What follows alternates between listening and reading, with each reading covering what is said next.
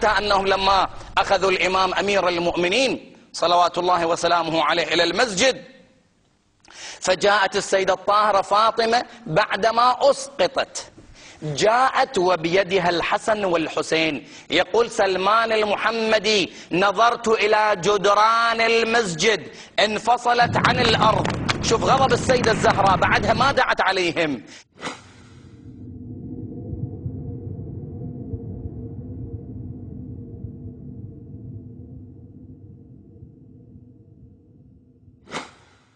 انفصلت عن الأرض، بإمكان الرجل كان أن يمر من تحتها. لمن جاءت فاطمة؟ أيها الإنسان المسلم، لماذا لا تفكر لما جاءت السيدة الزهراء إلى مسجد رسول الله، لما أخذوا الإمام أمير المؤمنين وبيدها الحسن والحسين، ولما صارت تلك الغبرة في المدينة المنورة، لما سلمان الصادق لما يتحدث على أنه هنالك تغيرت الأمور، هنالك تغير في الجانب التكويني صار، وهذا الغبار اللي صار في المدينة لأنها غضبت. الله تبارك وتعالى جعل رضاه بيد الزهراء سلام الله عليها. الله تبارك وتعالى جعل رضاه بيد الزهراء سلام الله عليها. الله تبارك وتعالى جعل رضاه بيد الزهراء سلام الله عليها.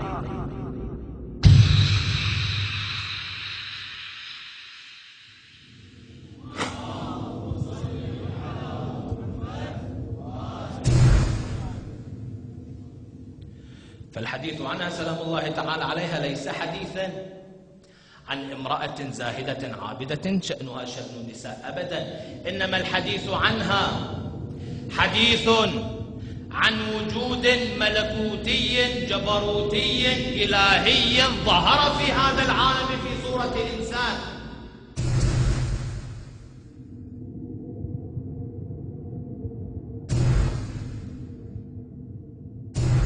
فيجعل النبي رضا فاطمة متبوعا لرضا الله، وغضب فاطمة متبوعا لغضب الله، وليس العكس. فلا يقول فاطمة ترضى لرضا الله وتغضب لغضبه، وإنما يقول فاطمة يرضى الله لرضاها ويغضب لغضبها.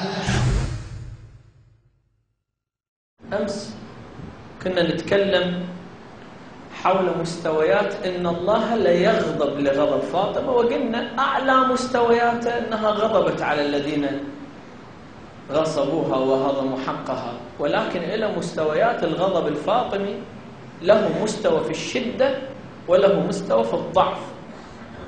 من مراتبه أيضا أن الإنسان إذا أهمل صلاته، أخلاق سيئة، أهمل التكاليف الشرعية، له درجة من الغضب الفاطمي تتناسب مع نوع العمل. شرك صار.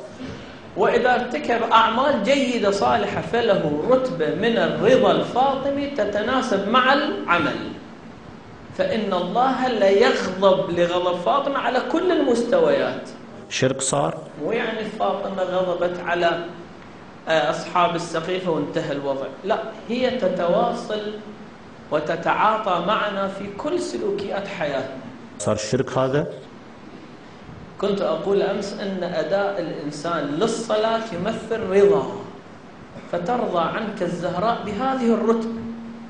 الإنسان إذا كان لسانه بذيء فحش تغضب عليك الزهراء بنفس هذه الدرجة. صار الشرك. مو تتصور فقط الزهراء غضبت على أبي بكر وعمر وانتهى، والنبي أراد هذا المفهوم مو غيره، ما يصير.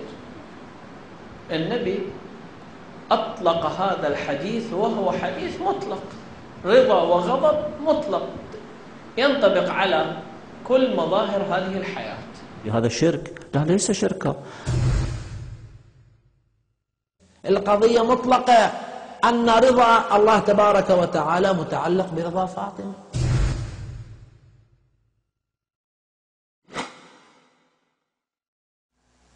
وشوف الأدب، رسول الله يطرق الباب: من الطارق؟ بني أنا أبوك. أبى، الدار دارك، ما عليك استئذان. قال إن الأمين إن الله تعالى أمرني ألا أدخل دارك إلا بإذن. ويدخل دار الزهراء، وأول شيء يعمله ينحني على يدها الكريمة يقبلها.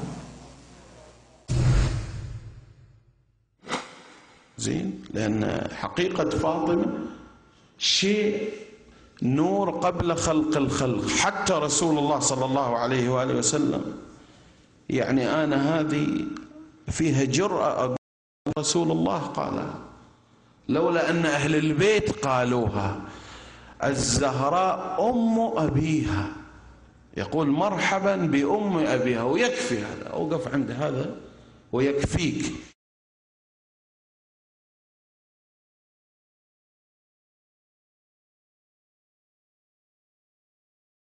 لهذا كان النبي يضع رأسه على صدر الزهراء روح لها الفداء، فيغرق في عالم ويقبل باب فاطمة صلوات الله وسلامه عليها.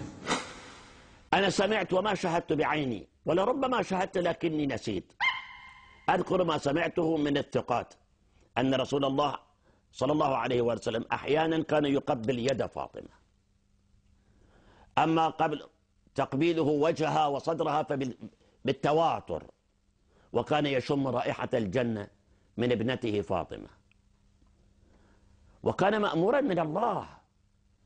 يعني لا يحمل هذا العبد عمل على أنه كل أب بحكم عاطفة الأبوة، لا، لأن الرسول قال إن أتبع إلا ما يوحى إلي، يعني حتى أعماله وأقواله تابعة للوحي، ما ينطق عن الهوى ولا يتبع إلا ما ينطق عن الهوى، إن هو إلا وحي يوحى. إذا اشتاق النبي لريحة الجنة، إذا اشتاق النبي لريحة الجنة، وين يروح النبي؟ قبل فاطمة وبعنق